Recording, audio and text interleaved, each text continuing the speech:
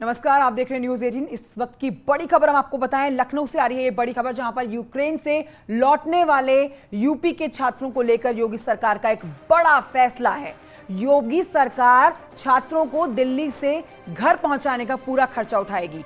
तो इस वक्त की बड़ी खबर आपको बता रहे हैं, पूरा खर्चा उत्तर प्रदेश की सरकार की तरफ से उठाया जाएगा। शाम को विशेष विमान के जरिए यूक्रेन में फंसे भारतीयों को लेकर एयर इंडिया का जो विमान है वो पहुंचने वाला है देश में, और यूपी के कई स्टूडेंट्स जो वहां पर फंसे हुए थे वहां के शहरों में, वो स्टूडेंट्स भी इस विमान में रहने वाले हैं। यूक्रेन में मेडिकल की पढ़ाई के लिए गए हुए थे ये स्टूडेंट्स, जो जैसे ही दिल्ली पहुंचते हैं वहां से इनके घर तक पहुंचाने का जो खर्चा है वो योगी सरकार ने उठा लिया है। तो ये बड़ी जानकारी आपको दे रहे हैं, बड़ी अपडेट इस पूरे मामले में। आज शाम तक एयर इंडिया का जो विमान है वो इन स्टूडेंट्स को लेकर दिल्ली पहुंचने वाला है।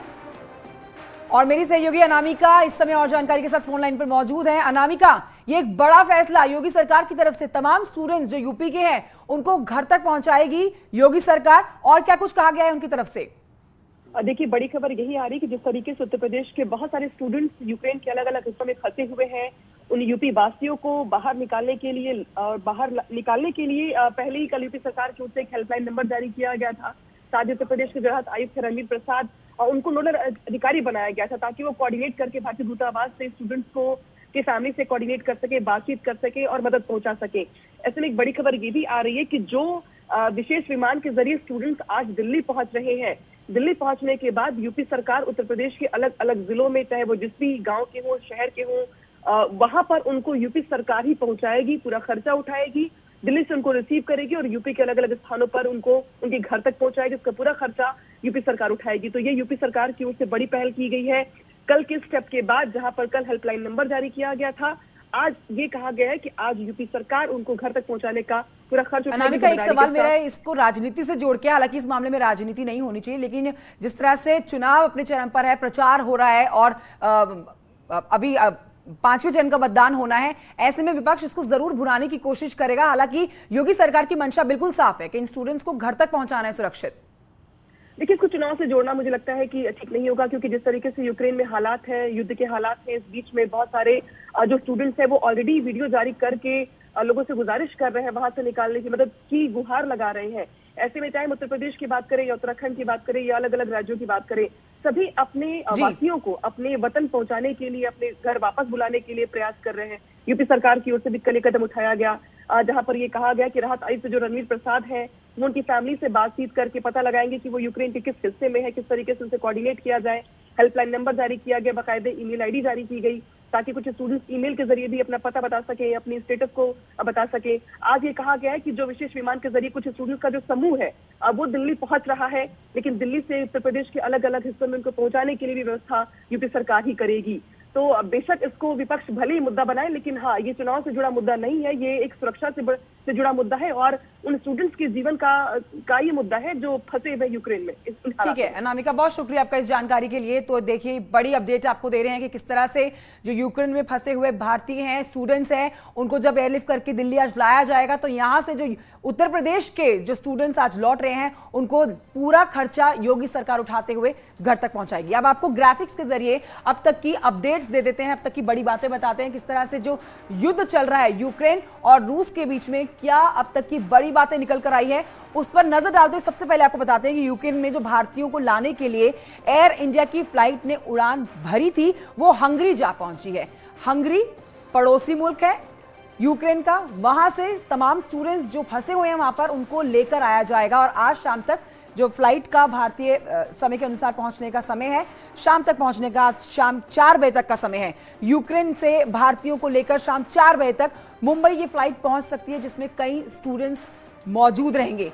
यूक्रेन ने युद्ध को रोकने के लिए विदेश मंत्री एस जयशंकर से मांगी है मदद। ये एक बड़ी आपको अपडेट दे रहे हैं, इस युद्ध को किसी तरह से रोका जाए, इसके लिए पूरी तरह से कोशिश यूक्रेन ने कर रखी है।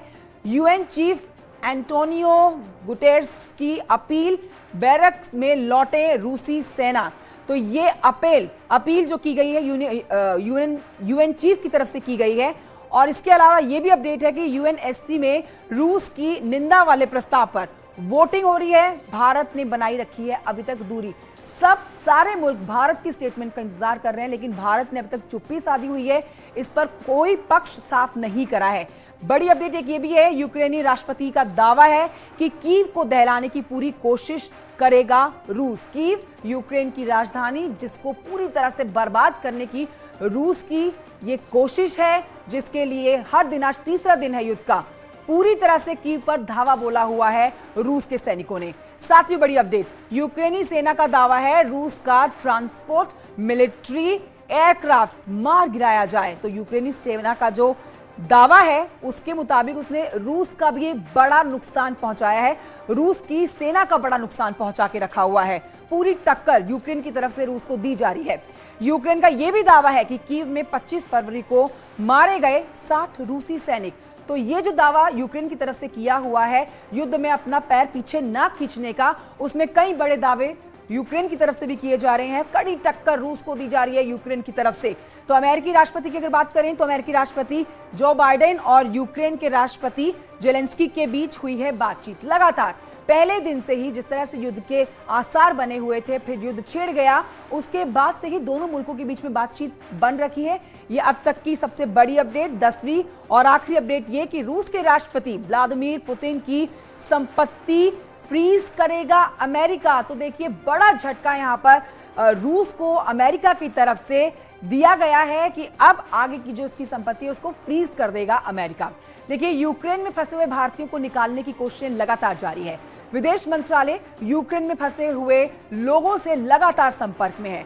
यूक्रेन में फंसे हुए छात्रों को निकालने की हर संभव कोशिश की जा रही है। इस बीच कुछ छात्रों को विशेष विमान के द्वारा भारत लाया गया है, भारत लाया जाएगा और शाम को फ्लाइट जो है दिल्ली लैंड करेगी। इसमें एक मेरठ का रहने वाला छात्र आधार रस्तोगी भी है।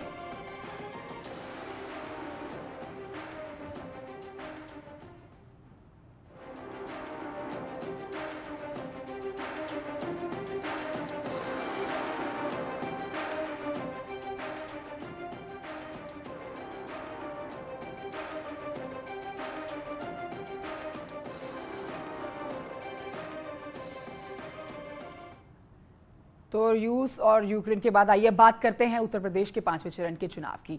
कल प्रतापगढ़ में मतदान होना है। नेताओं के वादे और चुनावी दावों के बीच में फ्रंटलाइन वोटर का क्या सोचना है वो आपको बताते हैं।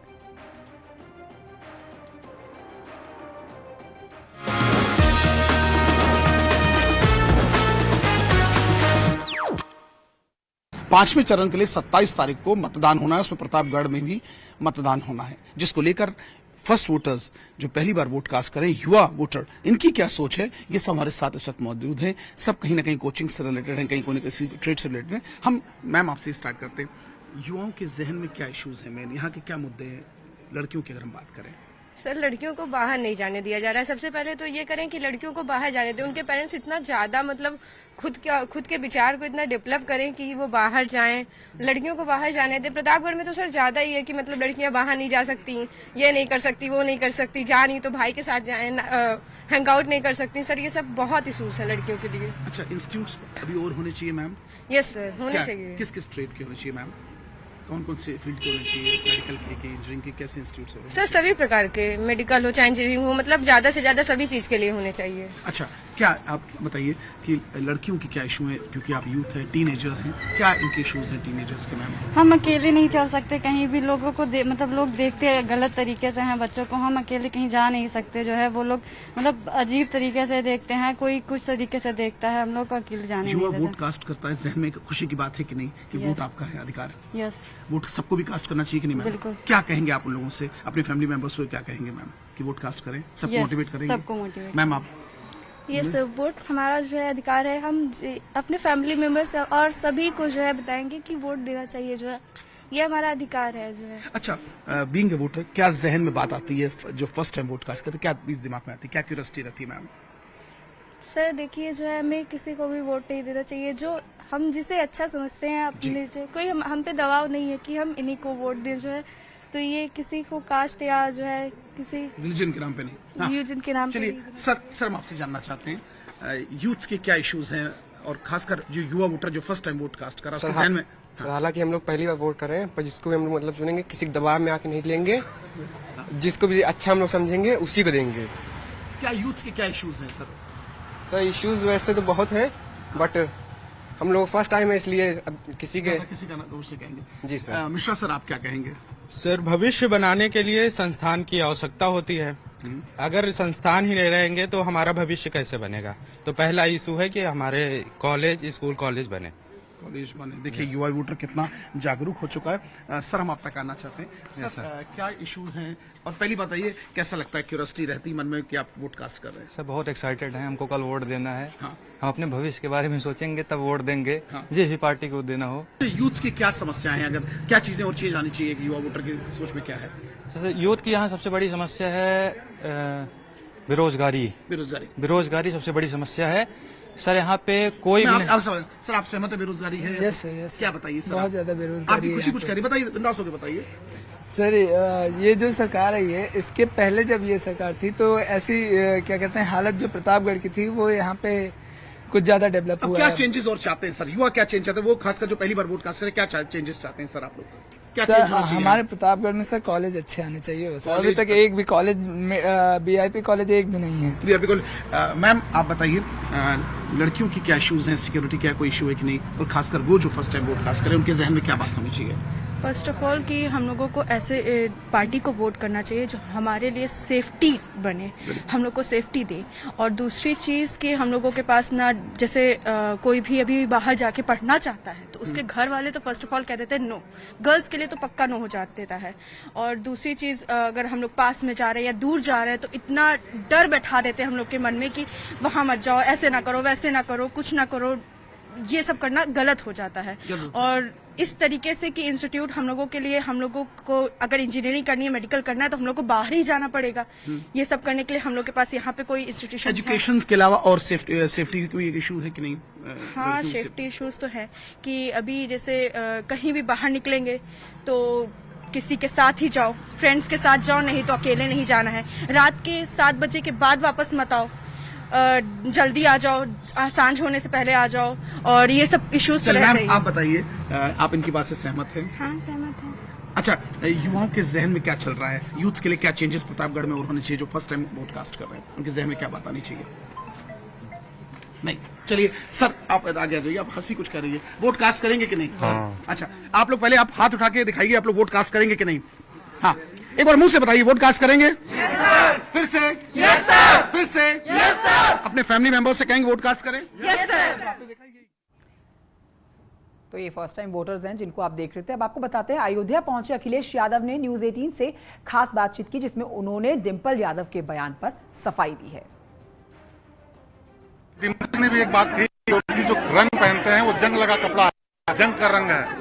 नहीं, जंग का किसी भी रूप में ले सकते हैं। उन्होंने जो रंग के लिए कहा, और रंग के लिए कहा तो उसमें क्या खराब बात गई? बीजेपी को क्यों नाराजगी होनी चाहिए? जब लाल रंग को, खून के रंग को, दोस्ती के रंग को, प्रेम के रंग को, देवी देवताओं के जोड़े के रंग को, ये क्या कह रहे थे? लाल रंग के बारे में इनकी क्या भाषा का इस्तेमाल था?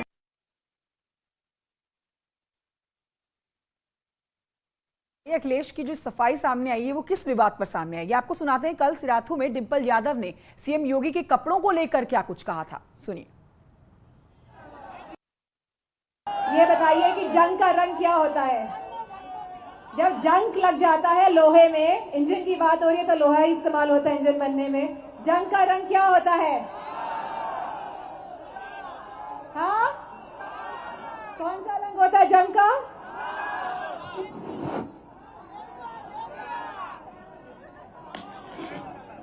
मुझे लगता है जिस रंग के हमारे मौजूदा मुख्यमंत्री कपड़े पहनते हैं उसी रंग का होता है। तो ऐसे जंग वाले इंजन को हटाने का समय आ गया है और यूपी को वापस पटरी में लाने का समय आ गया है। तो डिंपल यादव के इस बयान पर अब विवाद छिड़ गया है। केंद्रीय मंत्री अनुराग ठाकुर ने डिंपल यादव के जंग वाले बयान पर पलटवार किया। उन्होंने डिंपल यादव को संत समाज और यूपी की जनता से माफी मांगने की अपील की। 5वें चरण में अचानक से डिंपल जी प्रकट होती हैं और वो जंग लगी हुई बात करती हैं। इस पे मेरी 2 बातें हैं। जो ज्यादा देर तक ना चले, दिखे, सब कुछ हो, जंग उसको लगता है। और 5वें चरण में कौन प्रकट हुआ तो आपको पूछना चाहिए कि जंग किसको लगा था।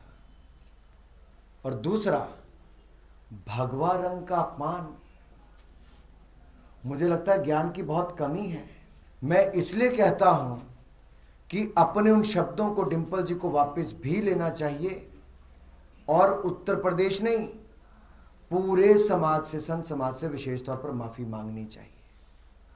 उत्तर प्रदेश की जनता से तो मांगनी ही चाहिए, क्योंकि योगी आदित्यनाथ जी 325 सीटें जीतकर उत्तर प्रदेश के मुख्यमंत्री बने। तो बीजेपी आईटी सेल के प्रमुख अमित मालवीय ने भी ट्वीट पर डिंपल यादव पर निशाना साधा।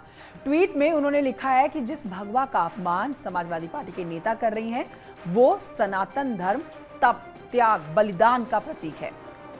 महलों में रहने वाले परिवारवादियों को एक भगवाधारी से सिर्फ इसलिए इतनी नफरत है कि वो 25 करोड़ जनता को अपना परिवार मानते हैं। खास वोट बैंक को खुश करने के लिए भगवा का अपमान नहीं सहेगा यूपी।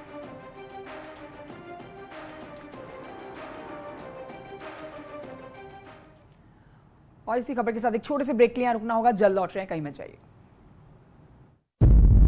पहाड़ से मैदान तक संघर्ष की कहानी, संन्यास से सत्ता के शिखर तक का सफर।